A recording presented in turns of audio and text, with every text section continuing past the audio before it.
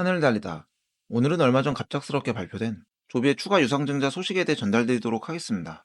12월 10일 조비는 공시를 통해 3억 불 규모의 유상증자 소식을 전했습니다. 이 금액이 이전 10월에 진행한 2억 불 유상증자에 1억 불만 추가된 것인지 아니면 2억 불에 3억 불이 추가되어 총 5억 불의 유상증자가 이뤄진 것인지 투자자들 사이에서 갑론을박이 있었는데요.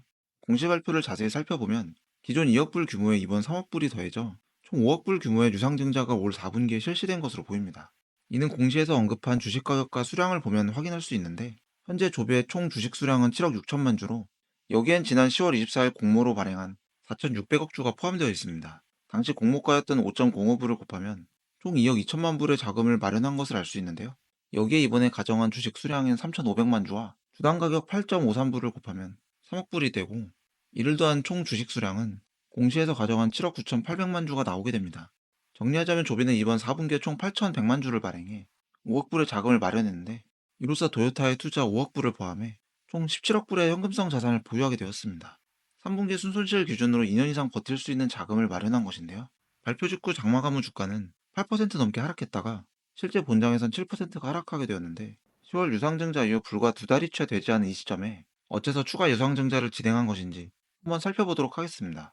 이번 유상증자를 진행한 이유는 구체적으로 밝힌 바 없기 때문에 유추를 할 수밖에 없는데, 일단 첫 번째로 가능성 높은 것은 조기 양산을 위한 투자금 확보입니다. 유상증자 소식이 전해진 12월 10일 같은 날, 조비는 중동의 FBO 시설 운영 회사인 제텍스와 파트너십 계약 체결 소식을 알렸습니다. 제텍스는 공항 내 FBO 운영을 통해 항공기 운용에 필요한 연료 충전, 기체 정비, 승객 서비스 등을 제공하는데요. 특히 조비의 충전 시스템을 설치할 것으로 전해져 본격적인 운행 서비스를 준비하기 위한 발판을 마련한 것으로 보입니다.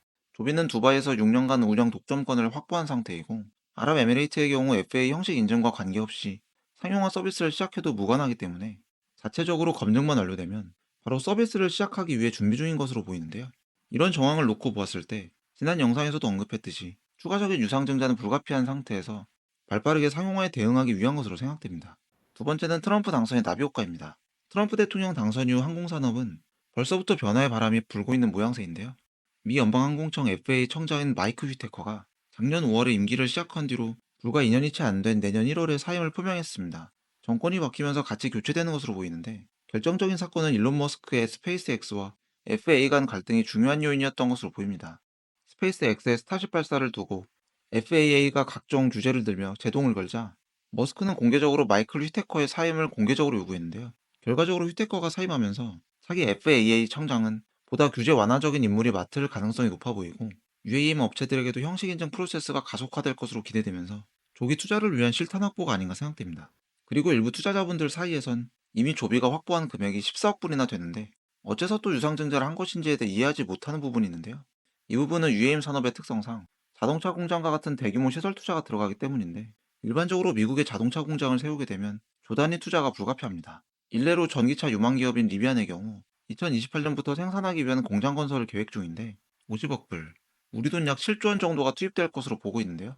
조비가 지난해부터 건설 중인 오하이오주 공장이 내년부터 생산을 시작한다면 일반적으로 공장 건설에 가장 많은 비용을 차지하는 생산 설비 및 인프라 구축에 많은 비용이 지출될 것으로 생각됩니다.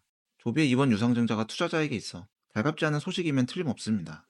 다만 내년에 기체 양산을 위한 세팅이 빠르게 진행되어야 하는 점을 감안하면 기다려볼 수 있는 상황으로 여겨지는데요. 아직까지 일부 내부자 매도는 있지만 그 매도 비중이 보유 수량의 1% 미만으로 크지 않기 때문에 경영진도 사업에 집중하고 있는 만큼 기업의 펀더멘털이 유지되는 현 시점에선 유상증자로 흔들릴 필요는 없어 보입니다. 하늘을 달리다. 오늘은 조비의 추가 유상증자 이슈에 대해 살펴보았습니다. 다음 시간에 뵙겠습니다.